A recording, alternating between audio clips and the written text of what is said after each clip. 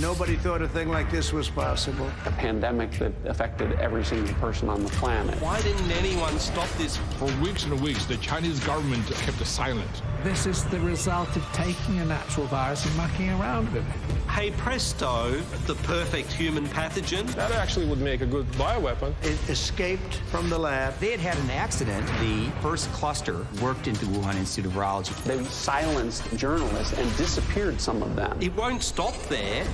What led you to believe this came from a Wuhan lab? It was obvious there were body bags.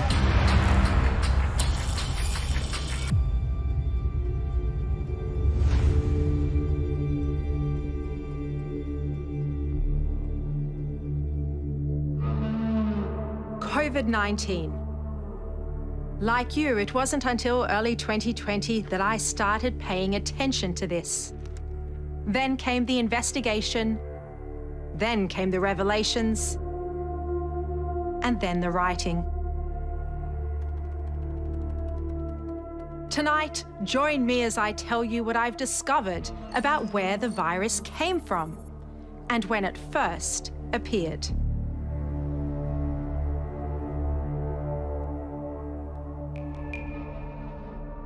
Mr. President, welcome. Thank you so much for your time. Thank you very much. You've seen all of the intelligence. When do you think the virus first started? Well, some of the intelligence is classified, and I can't talk about it, but common sense tells you it most likely, and when I say most likely, like 95% came from the Wuhan lab. I don't know if they had bad thoughts or whether it was gross incompetence, but one way or the other, it came out of Wuhan, and it came from the Wuhan lab.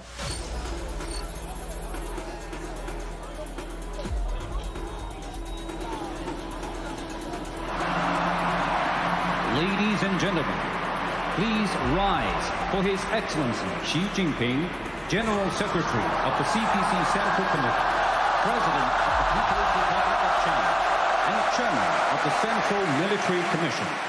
They're the Olympic Games for military athletes. Held every 4 years, Wuhan was the host city in 2019.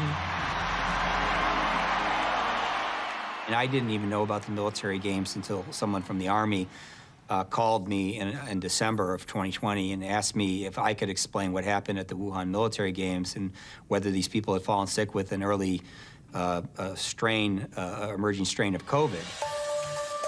As the site of a potential virus superspreader, it doesn't get much bigger than this. And in the weeks and months that followed, reports emerged of athletes becoming sick. It is suspicious.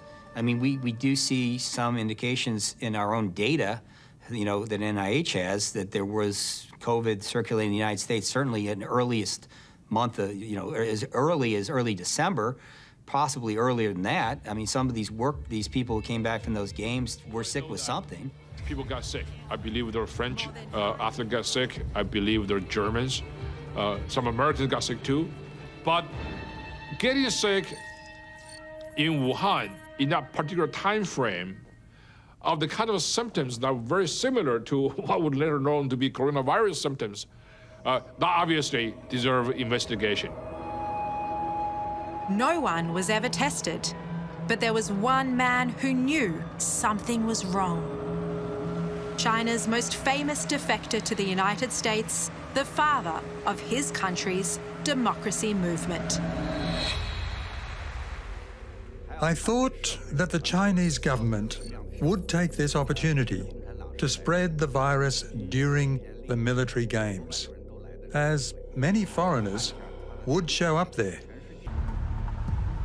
Wei Jingsheng spent 18 years in Chinese prisons for standing up to Beijing. In '97, he made global headlines when he defected to the United States. Wei still has impeccable contacts high up in the party, and they were telling him a virus was spreading in Wuhan in October. David Asher is a veteran weapons investigator. He led a US government task force into the origins of COVID-19. And in late 2020, he unearthed intelligence that Wuhan Institute of Virology scientists fell sick with COVID-like symptoms. But what alarmed him was just how long Washington had sat on this classified intel. I was very surprised at the level of detail that they were able to produce around information that they had probably collected well over a year before that. So in November of 2020, we learned things that they had collected in November 2019.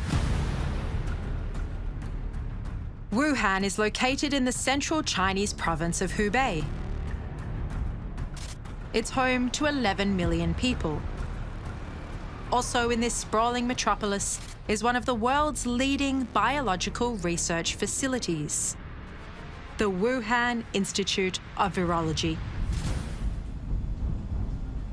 It was built by the French and included a cooperation agreement, which meant that French scientists would be included in the research groups in Wuhan and that they would work together on this virological research. By the end of 2014, they had effectively excluded all the French that were in the Institute.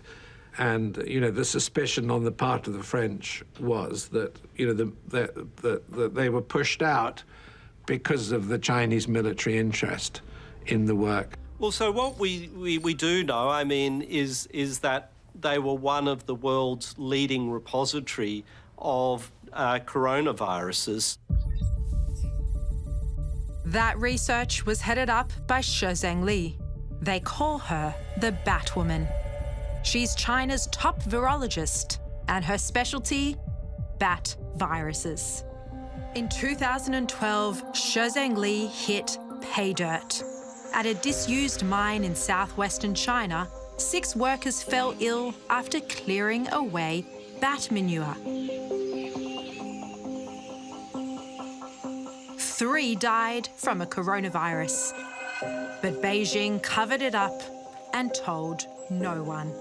That mine was a gold mine, pardon the pun, for new viruses to study.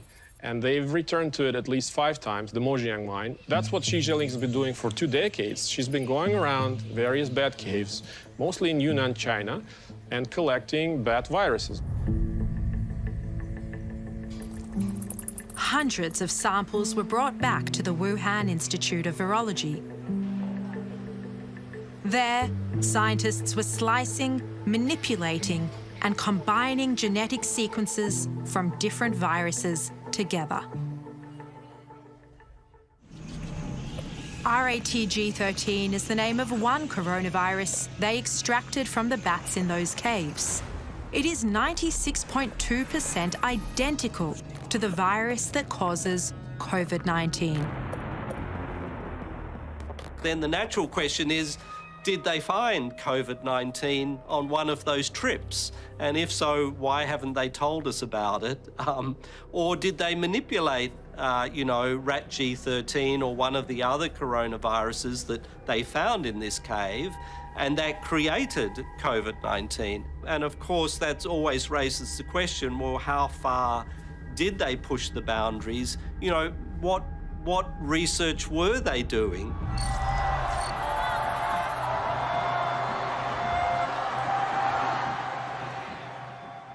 For weeks and weeks, the Chinese government kept silent on the outbreak. They're not saying anything, as if nothing is happening. So citizen journalists are beginning to send out their videos and reports and hospital situation reports on a daily basis.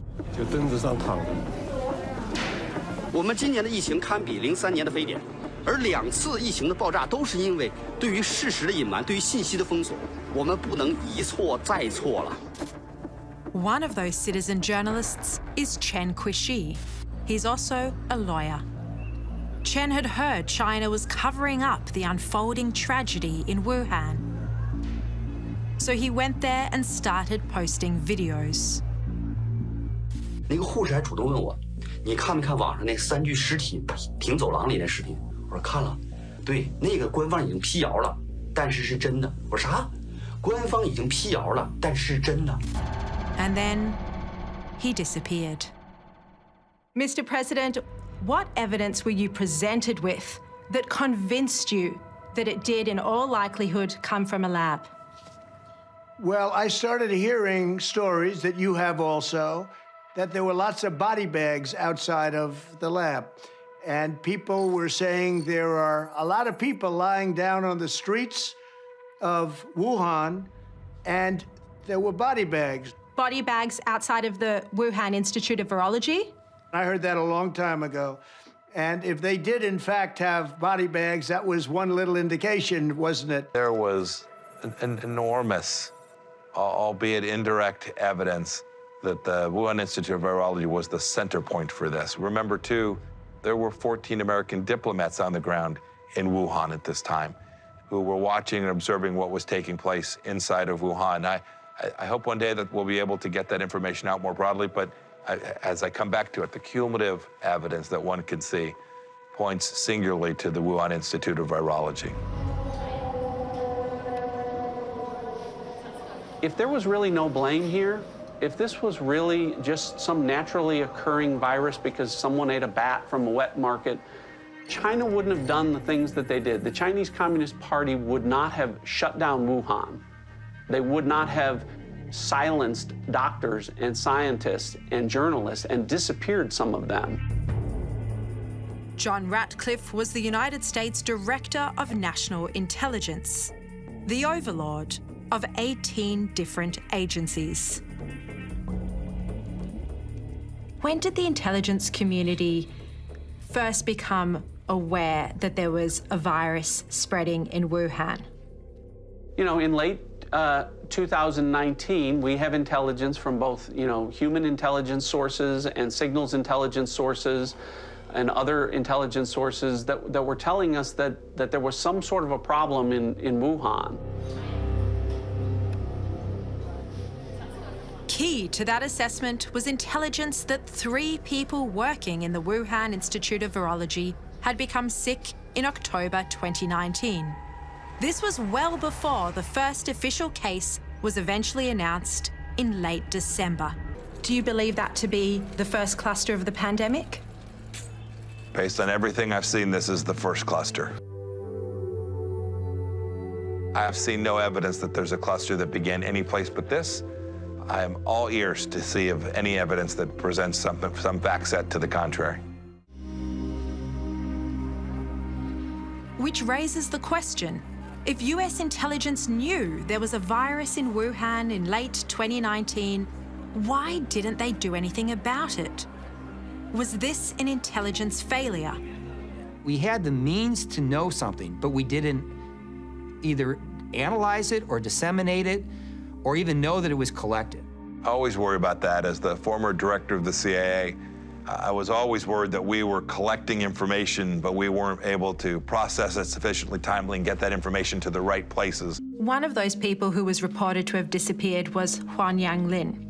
Is she one of the ones that we believe fell sick with COVID-19? I don't know her status, but the information that you're talking about that's out in the public domain is consistent with what I've seen and what I'm familiar with. Huan Yanglin was a researcher at the Institute. In early 2020, she disappeared from its website. Her social media presence also vanished. Despite Beijing's denials, many believe Huang was infected with COVID-19. She's never been seen since. Making people disappear is actually a major feature of the regime. I mean, it's actually truly a People's Republic of disappearances. Dissidents, journalists, and anybody the government doesn't like, they disappear. They disappear into oblivion forever. This is basically a regime that is not only capable of doing these things, and they do this with great pride. And it's not only people that go missing. On the 12th of September 2019, the virus database at the Wuhan Institute of Virology was taken offline. 22,000 coronavirus samples gone.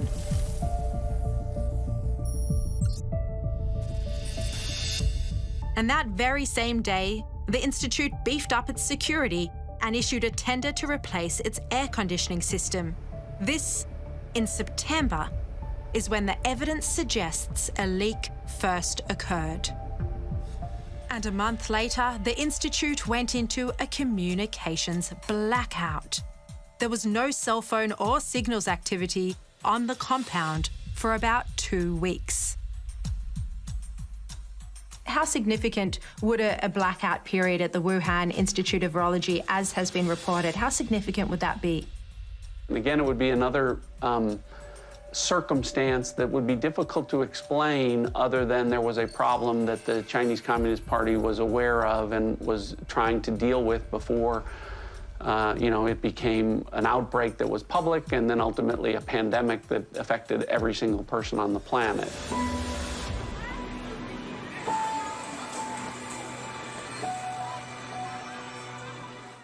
在过去的30多年里，新发和突发传染病在全球范围内呈现出扩散趋势。特别是自2003年以来，相继爆发的 SARS、高致病性禽流感、埃博拉等。 This video was part of the official launch of the Wuhan Institute of Virology's latest lab, BSL-4. It clearly shows there were bats in the lab. And that's a fact World Health Organization investigators said was a conspiracy. When the outbreak happened, a lot of people noticed that it's quite a coincidence that it happened in the same city where there's this premier lab studying coronaviruses. And, people were saying, well, that's suspicious. And everybody who said there could be more to it, they were called conspiracy theorists. Yuri Dagan is a genetic engineer. From Moscow, he watched COVID-19 spreading around the world. In April 2020, Yuri wrote an essay arguing that the animal-to-human theory just didn't stack up. Can you detail some of the issues that you uncovered in that Medium paper that were just so crucial? Basically, it's that the Wuhan Institute of Virology, that is located at the epicenter of the outbreak, has been creating chimeric, genetically modified coronaviruses for many, many years. And they've been putting these spike proteins from different viruses in their backbones and then studying how well does that infect human cells. Just this alone formed a very plausible argument that this is actually the lab that hosts so many different coronaviruses, explains the lab leak the best. Yuri, this was highly risky coronavirus research that was happening at the Wuhan Institute of Virology, and no one seemed to be paying any attention to it. Yes, this kind of work of very dangerous, potentially pandemic pathogens, being made more transmissible and potentially more lethal to humans, nobody paid attention to it because nobody cared about this kind of work in virology until the outbreak happened. So Richard Dearlove also ran into resistance to the lab leak theory. He's the former head of the British spy agency, MI6. Early in the pandemic, 2 scientists asked for his help in publishing a paper that cast doubt on COVID-19 coming from an infected animal. We approached Nature, we approached Science, we approached the American Journal of Virology, we approached various publications in the UK, and it was clear to me that there was a sort of united front not to put anything in the public domain which questioned the Chinese narrative. Another paper that struggled to find a home was from Professor Petrovsky. His research found the virus was better adapted to infect humans than any other animal, including bats. We were quite stunned when we just got rejection after rejection after rejection without even the paper being looked at. We must hold accountable the nation which unleashed this plague onto the world, China. You could say that the Trump factor contaminated the argument quite seriously. And I think there were a significant number of prominent scientists who did not want publicly to appear to be supporting Trump. In early 2020, the medical journal The Lancet published a letter from a group of scientists saying the lab leak was a conspiracy. The man behind the letter was Peter Daszak. He's the president of EcoHealth Alliance, and he'd been working with the Wuhan Institute of Virology for 15 years, sending US grant money to Wuhan for bat research. We looked at what certain scientists were saying, matching it with intelligence, and when it didn't match up, we were questioning it. But then as we looked more closely at the Wuhan Institute of Virology, you know, what a lot of scientists like Dr. Fauci and Peter Daszak were saying was, there's no live bats there, there's no gain-of-function research there, there's no military there, and we had intelligence that was telling us that all of those things were occurring there. It took more than 12 months from the start of the pandemic for the World Health Organization to finally send a team to Wuhan to investigate the origins of the virus. The US submitted the names of 3 officials, but one they didn't suggest was picked: Peter Daszak. It's crazy, absolutely crazy. The Daszak was the guy. He was incredibly compromised in that sense. He should have recused himself. He should have said, nope, I can't be part of that. I was connected to this. I was involved in the funding of things that were taking place at this laboratory. It made no sense to put him on that group. He should have seen that himself, and certainly the leaders who were making the decisions about who to have be part of that commission should have seen that this conflict of interest would deny their report, whatever it was they were going to put out, the credibility that I know they hoped that they would have. As to the possibility of COVID-19 coming from a lab, the WHO report found it extremely unlikely. Well, the WHO is controlled by China. I dropped out of the World Health Organization. I thought it was ridiculous. They were late, they were wrong. They advised against travel restrictions. They objected to your travel ban from China. Well, they really did what China told them to do, if you think about it. They were like a mouthpiece for China. Before the pandemic, much of the world had never heard of the term gain of function. Put simply, it's genetically manipulating a virus to give it new functions, like the ability to infect humans. That's what was happening inside the Wuhan lab.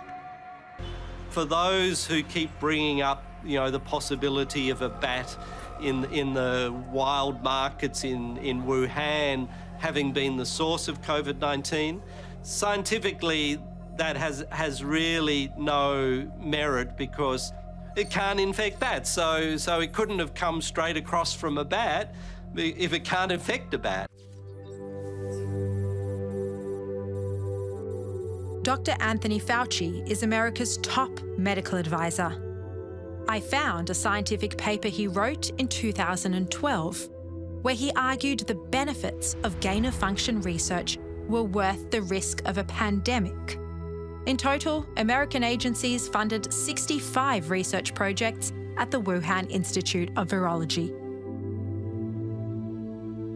So you don't want to go to Hoboken, New Jersey, or to Fairfax, Virginia, to be studying the bat-human interface that might lead to an outbreak. So you go to China. I've seen very little evidence to date that there was a broad-based information exchange before the decision was made by Dr. Fauci to lift that ban on gain-of-function research. We now know from emails that have been released under the Freedom of Information Act that he was getting his advice from the likes of Peter Daszak, a Wuhan collaborator. At the same time, he was telling you that this was a natural virus, while at the same time, behind the scenes in emails, he was having discussions about whether this might have been genetically manipulated. Does that shock you? Well, he was dealing with them, certainly, and my thing was a little bit different. I just wanted to stop it. Whether it developed one way or the other, I just wanted to stop it. Why did you allow the gain-of-function research to continue? Well, I think probably people that worked for me looked at it, and at one point they might have done that, but ultimately what we did was we shut it off. We shut the whole thing off, and we stopped making payments that were approved much earlier than our administration. While writing my book, I discovered a crucial piece of the COVID-19 puzzle. Cybersecurity analysts at Internet 2.0 recovered Chinese government data that had been virtually wiped from the web. It showed there was a buy-up of PCR equipment used to test for coronaviruses in Wuhan in 2019. The next month, one of those machines went to the Wuhan Institute. Is this something you're aware of, that they bought a PCR machine in November 2019? I wouldn't be able to comment on that. How significant would this purchase be? Would be significant. Is it a smoking gun? Ultimately, I don't think there's ever going to be one specific smoking gun. I think there's more than just smoke here. I think there's fire from a whole bunch of different sources. Do you think SARS-CoV-2 was developed as a bioweapon? So, I'd like to think it wasn't, and I'll probably have to leave it at that because I want to give the benefit of a doubt. And China was also affected by it, so I really don't think it was, but nobody can really know for sure, and certainly now most of that evidence is gone, and it's going to be very hard to find out. My concern was that the Chinese were doing research in, as we learned later, quite uncontrolled circumstances that was most definitely related to biological warfare ambitions in the future, and that they had had an accident of a secretive program that they never wanted anyone to know about because it was a weapon, and the weapon had gotten released errantly. I mean, it was like someone dropping a nuclear weapon out the back of a B-52 and bombing some city and saying, whoops, we didn't mean for that to occur.